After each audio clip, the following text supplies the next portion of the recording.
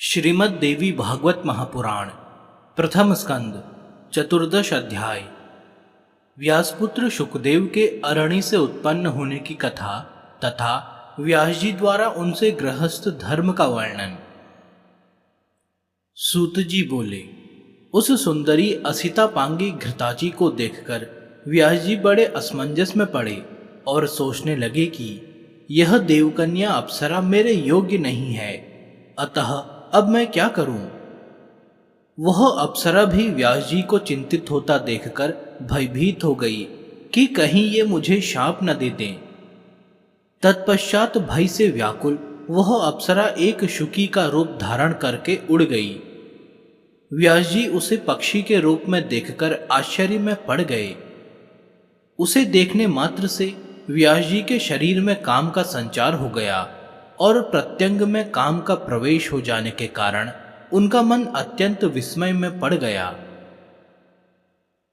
बड़ी धीरता के साथ मन को रोकने की चेष्टा करते हुए भी उस चंचल मन को वे व्यास मुनि वश में करने में समर्थ नहीं हुए। इस प्रकार घृताची द्वारा मोहित तेजस्वी व्यास जी का मन अनेक यत्न करने पर भी भावी संयोग के कारण उनके वश में न हो सका। इसी बीच अग्नि निकालने के लिए मंथन करते समय एकाएक उनका तेज उस अरणी पर गिर गया, किंतु उसके गिरने पर ध्यान न देकर वे अरणी मंथन करते रहे। उस अरणी से उन्हीं के सदृश मनोहर स्वरूप वाले शुक उत्पन्न हो गए। अरणी से उत्पन्न वह बालक विस्मय पैदा करते हुए उसी प्रकार सुशोभित हो रहा था जिस प्रकार हवन करते समय घृत आहुति पड़ने से प्रकट अग्नि दीप्तिमान हो उठती है।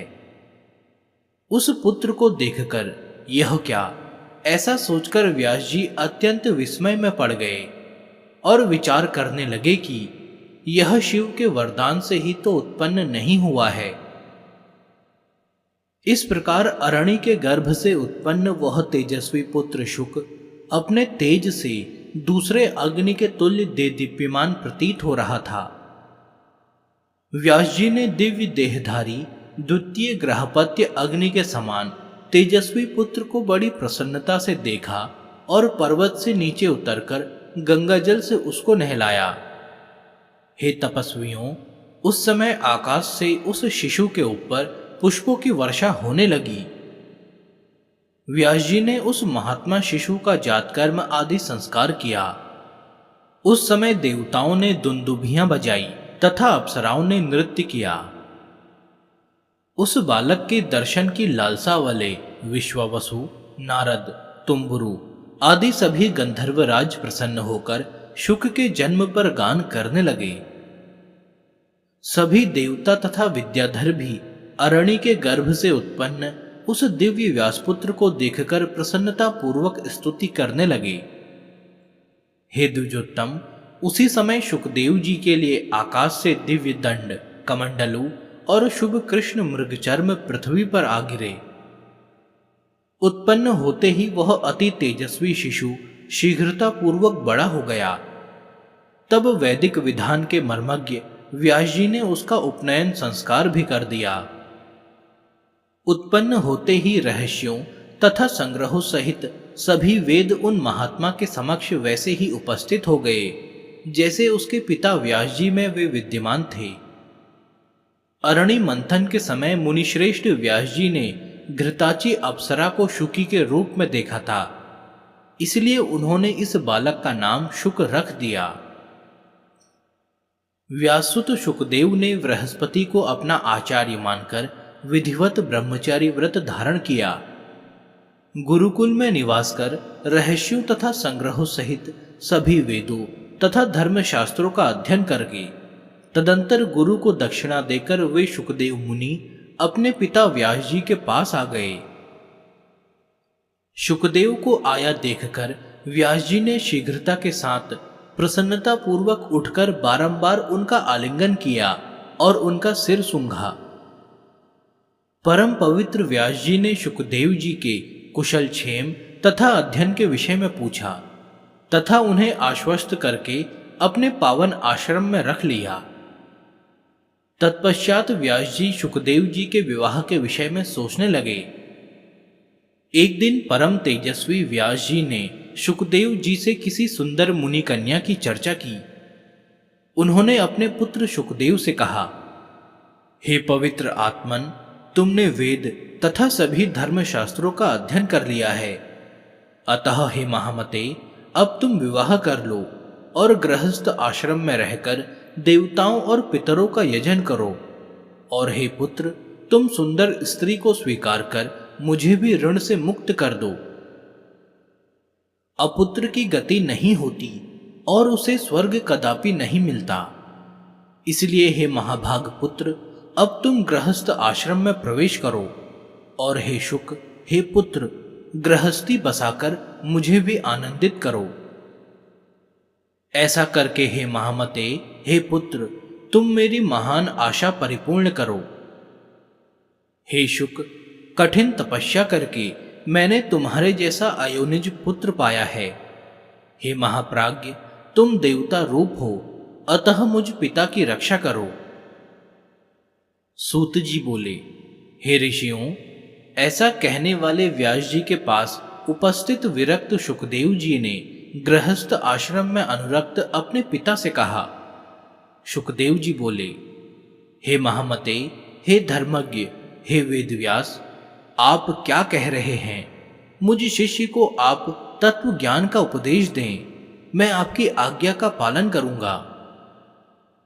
व्यास जी बोले, हे पुत्र, तुम्हारे लिए मैंने सैकड़ों वर्ष कष्ट सहकर जो तपस्या की और शिव जी की आराधना की, उसके फलस्वरूप मैंने तुम्हें पाया है। किसी राजा से मांगकर मैं तुम्हें प्रचुर धन दूंगा। हे महाप्राज्ञ, तुम श्रेष्ठ यौवन प्राप्त करके सुख का उपभोग करो। शुकदेव जी बोले, हे तात, आप बताएं कि इस मनुष्य लोक में भला विपत्ति रहित कौन सा सुख है? बुद्धिमान लोग दुख से युक्त सुख को सुख नहीं कहते हैं। हे महाभाग, स्त्री पाकर मैं उसी के वश में हो जाऊंगा। तब भला आप ही बताइए, परतंत्र होकर और विशेषतः स्त्री के वश में रहकर मैं कौन सा सुख पा सकूंगा? लौह या काष्ठ के फंदे में जकड़ा हुआ पुरुष कदाचित छूट भी सकता है, किंतु पुत्र कलत्र के बंधन में फंसा हुआ प्राणी कभी भी बंधन मुक्त नहीं हो पाता। यह शरीर विष्ठा एवं मूत्र से परिपूर्ण रहता है, वैसे ही स्त्रियों का शरीर भी होता है। हे विपेंद्र, तब कौन बुद्धिमान पुरुष उनसे प्रीति करना चाहेगा? हे विप्र शिरोमणे, मैं अयोनिज हूं, तब योनिजन्य सुख में मेरी बुद्धि कैसे होगी? मैं भविष्य में भी अपनी उत्पत्ति किसी योनि में नहीं चाहता। अतः अद्भुत अध्यात्म सुख को छोड़कर मैं विट मूत्र जन्य सुख को क्यों चाहूं? अपने आप में रमण करने वाला कभी विषय सुख का लोभी नहीं होता। मैंने सांगोपांग वेदों का अध्ययन किया और जाना कि वे हिंसामय हैं तथा कर्म मार्ग के प्रवर्तक हैं। मुझे गुरु रूप में बृहस्पति प्राप्त हुए, वे भी गृहस्थी के सागर में डूबे हुए हैं। अविद्याग्रस्त हृदय वाले वे मेरा उद्धार कैसे कर सकते हैं? जैसे कोई रोगग्रस्त वैद्य दूसरे के रोग की चिकित्सा करता हो, उसी प्रकार मुझ मोक्षार्थी के गुरु गृहस्थ हैं। यह विडंबना ही है। इसलिए ऐसे गुरु को नमस्कार करके मैं आपके पास आया हूं। अब आप तत्व ज्ञान का उपदेश देकर मेरी रक्षा करें, क्योंकि मैं इस संसार रूपी सर्प से अत्यंत भयभीत हूं। इस महाभयंकर संसार चक्र में प्राणी मात्र को सर्वदा नक्षत्रों की भांति चक्कर काटना पड़ता है और सूर्य की भांति दिन रात उन्हें भी कभी विश्राम करने का अवसर नहीं मिलता। हे तात, इस संसार में आत्मज्ञान को छोड़कर कौन सा सुख है? मूढ़ जनों को सुख की वैसी ही प्रतीति होती है जैसे विष्ठा के कीड़ों को विष्ठा में होती है। वेद शास्त्रों को पढ़कर भी जो सांसारिक सुख में फंसे रहते हैं, भला उनसे बढ़कर मूर्ख और कौन होगा? उन्हें तो कुत्ते घोड़े एवं सुअर आदि पशुओं के समान धर्म वाला समझना चाहिए। दुर्लभ मानव तन को पाकर तथा वेद शास्त्रों का अध्ययन करके भी यदि मनुष्य इस संसार में बंधता है तो दूसरा भला कौन बंधन मुक्त हो सकता है। इससे बढ़कर संसार में कोई दूसरी अद्भुत बात नहीं है कि पुत्र कलत्र और घर के बंधन में पड़ा हुआ भी पंडित कहलाता है। जो मनुष्य इस संसार में माया के सतत्व रज तम रूपी तीनों गुणों से बधा नहीं जाता, वही विद्वान, बुद्धिमान एवं शास्त्रों में पारंगत है। दृढ़ बंधन में डालने वाले व्यर्थ विद्या अध्ययन से क्या लाभ?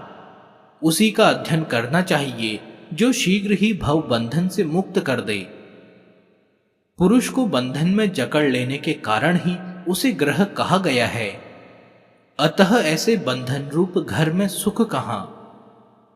हे पिताजी, इसीलिए मैं भयभीत हूं। जो अज्ञानी, मंदबुद्धि तथा अभागे मनुष्य हैं, वे इस मानव जन्म को पाकर भी पुनः बंधन में पड़ जाते हैं। व्यास जी बोले, ग्रह बंधनागार नहीं है और न बंधन का कारण ही है। जो मन से बंधन मुक्त है वह गृहस्थ आश्रम में रहते हुए भी मुक्त हो जाता है। जो न्याय मार्ग से धन उपार्जन करता है, शास्त्र उक्त कर्मों का विधिवत संपादन करता है, पितृ श्राद्ध आदि यज्ञ करता है, सर्वदा सत्य बोलता है तथा पवित्र रहता है, वह ग्रह में रहते हुए भी मुक्त हो जाता है। ब्रह्मचारी, सन्यासी, वानप्रस्थी तथा व्रत उपवास करने वाला, ये सब मनुष्य मध्याह्न उत्तर काल में गृहस्थ के पास ही जाते हैं। वे धार्मिक गृहस्थ श्रद्धा के साथ मधुर वचनों द्वारा सबका सत्कार करते एवं अन्न दान से उन्हें उपकृत करते हैं।